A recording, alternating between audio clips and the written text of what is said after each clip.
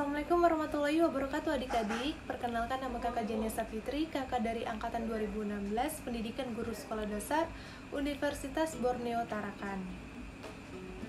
Oke adik-adik, kemarin kakak sudah mengantarkan media pembelajaran buku saku berbasis kearifan lokal ke masing-masing ke rumah siswa, seperti yang ada gambar di samping ini. Adik, sebelum kita masuk ke pembelajaran, kita buka dulu halaman tentang cara penggunaan media pembelajaran buku saku. Sudah buka semuanya halaman ini?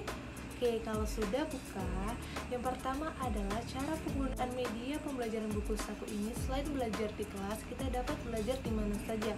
Kenapa bisa begitu? Karena buku saku ini bisa dibawa kemana saja dan dapat dimasukkan ke dalam saku. Itu yang pertama. Yang kedua, kita dapat belajar atau membaca di mana saja dan kapan saja, dimanapun kita berada. Kenapa bisa begitu? Karena buku saku ini selain bentuk yang kecil, buku saku ini dan ringan dan mudah dikantongi di dalam saku seragam sekolah kita yang kita gunakan sehari-hari saat sekolah.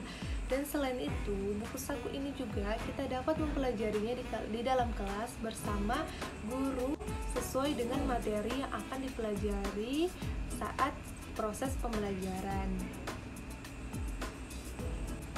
Sekarang kita masuk ke pembelajaran 1. Ayo adik-adik, sekarang buka buku sakunya untuk halaman 2. A. Pengertian teks fiksi. Teks fiksi adalah teks yang berisi rekaan atau khayalan yang tidak berdasarkan kenyataan. Salah satu cerita rakyat yang cukup terkenal di Tarakan adalah Irau Tengkayu. Selain itu, terdapat unsur-unsur teks fiksi. Yang pertama ada tema.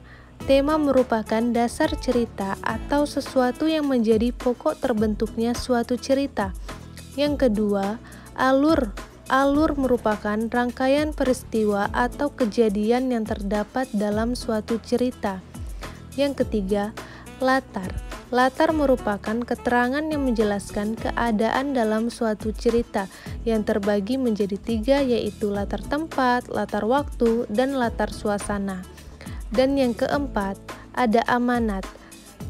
Amanat merupakan pesan yang terkandung dalam sebuah cerita.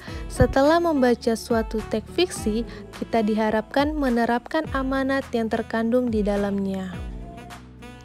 Ayo adik-adik, marilah kita membaca cerita tentang Irau Tengkayu pada buku saku halaman 3 dan halaman 4. Setelah kita memahami cerita tentang Irau Tengkayu, ayo kita berlatih untuk jawablah soal berikut dengan tepat. Oke adik-adik, semoga apa yang telah kita pelajari hari ini dapat bermanfaat untuk kita semua.